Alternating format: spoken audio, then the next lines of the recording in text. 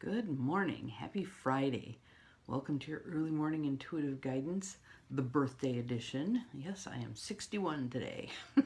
So, and as you can tell by the sleeves, it's supposed to be a nice day today. I'm looking forward to it. My sisters are coming up and my daughter's coming down from Green Bay and will inundate my poor father with women. We'll see what happens. So, for today, we have a pilgrim card by Austin Repath, and the deck is one of those interesting decks. Again, I always say this. Good morning, Cindy. Welcome, welcome. Good morning to whomever else just popped in. Glad you're here today on this fine day. This deck is so deep, and when I read the cards the first time, it's not the same message that I get when I read it again. So I like reading them a couple of times. Good morning, Trudy. Glad you're here. So we'll see what you think of this one. And I think it fits right in with our times. And even though we're taking a pause in terms of doing moon ceremonies, Kayleen and I are still talking with each other about what's... Good morning, Beth. Glad you're here. And what's still going on. There's so many of the heavy hitter planets are doing their thing right now that we can't help but have change occurring. So how do we ride with it? And I think this card will fit. So the card is called Held Safe, and I actually have a flip screen that works today. Woohoo! that must be Facebook's birthday gift to me, is my flip screen works. So quite excited about that. So good morning, Betty. Glad you are here. Nice to see you. All right, so some nice deep breaths, everybody. Just settling into right here, right now. I got my first birthday wishes at 4 a.m. Thank you, Lisa Bloom. There have been several since, so it's quite exciting. Good morning, Lou Ann. Glad you are here. But here's our card for today. Held Safe. Beyond your immediate world of day-to-day cares and preoccupations, there seems nothing ahead but an endless road. This was not the promise that took you far from the comfort of house and home. You had expected so much more from the journey. Good morning, Joe. And again, this is talking about our life journey, right? House and home being spirit world. You had expected so much more from the journey.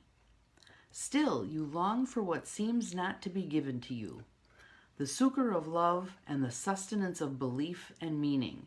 And isn't that true? When we have a sense of, good morning, Denise. Welcome, welcome. I'm glad you're here. When we have a sense of belief and meaning in our lives, it makes it so much easier to traverse the difficult points, right? Okay, we're in the middle of whatever muck it is, but I can see where I'm headed. I know where I'm going.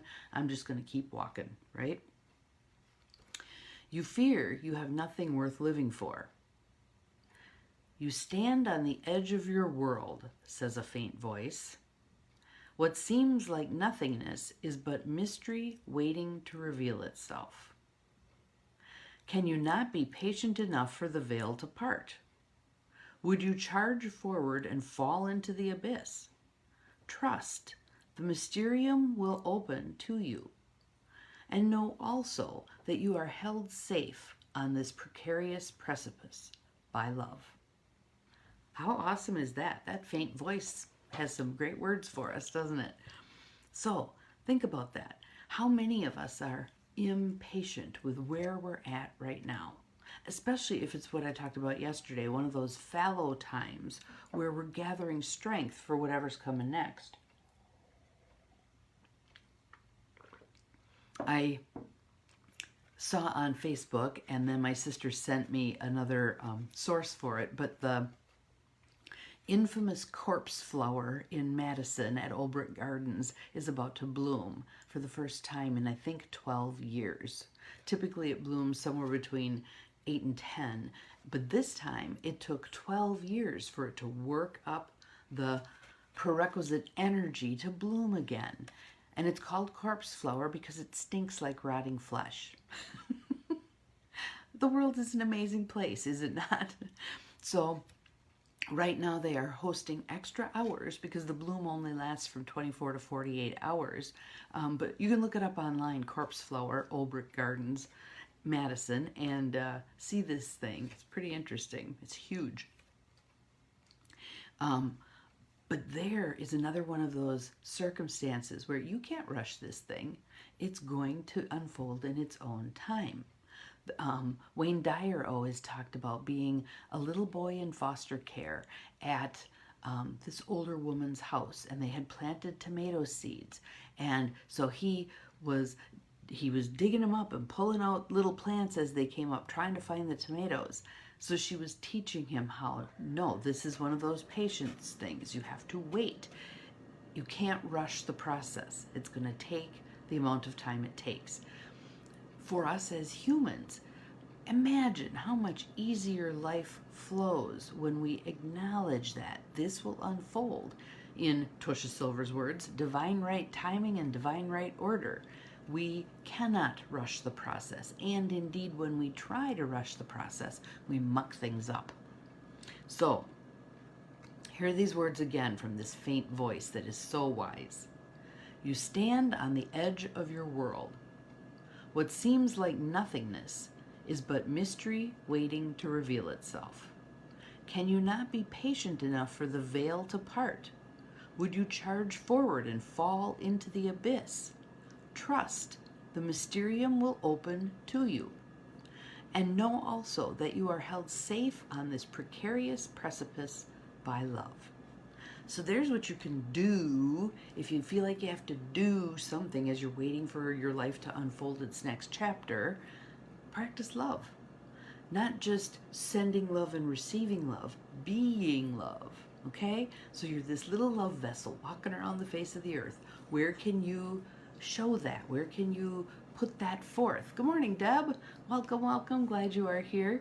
My dog is staring at me reproachfully like, come on, lady, it's time for our walk. But this is important stuff we're talking about today, so I want to make sure that we fully get the point, all right? And if the 9 of us who are on here then share this point with at least one other person, there will be 18 of us on the face of this earth who are getting the point that sometimes biding time is the way to go. We have that divine masculine energy that wants us to do, but we also have that divine feminine energy, which we are all bringing more online again right here, right now, which is the bide time, wait actively, be living your life, but know that, again, that mysterium will open when the timing is right.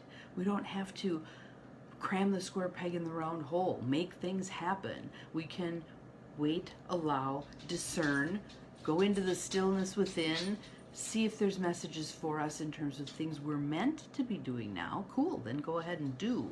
But for the most part, oftentimes there's that balance of allowing things to ripen, allowing things to come to fruition, and not fretting about it in the process, waiting expectantly, just like the gardener waits for those tomatoes to ripen. You don't pick them early. You don't pull the plant out to see if anything's happening. You wait patiently with expectation and sometimes excitement and joy as you see that first little orange blush coming over a tomato.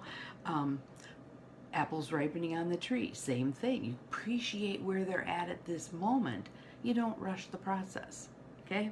So that's what we're going to practice today. Being held safe by love as we await unfoldings, as we await. Impeccable timing, Deb says. Absolutely, absolutely. Everybody who listens, myself included, okay, this card must be just for me. All these other people are on here, so there's 8 of us right now. All these other people are on here listening, but this message really is for me. It taps all of us. Isn't that lovely how that works? And those of you who show up on a particular day, I am firmly convinced you are the ones who need this message, okay? So held safe, we're standing on the edge of our world. What seems like nothing is the mystery waiting to be revealed. How cool is that? So have an awesome day. I certainly will, because I'm 61 today. Know that you're capable of far more than you think you are. My birthday special, so coaching sessions at a discount, runs through midnight tonight when I'm officially into my 61st year at midnight, then the special goes away. But I'm pleased by all the people who've signed up already. I think we're going to have some great work ahead of us and enjoy the adventure together. Thank you. Thank you. Thank you. Awesome. All right. Have a great day, everybody. We'll see you again tomorrow. Bye-bye.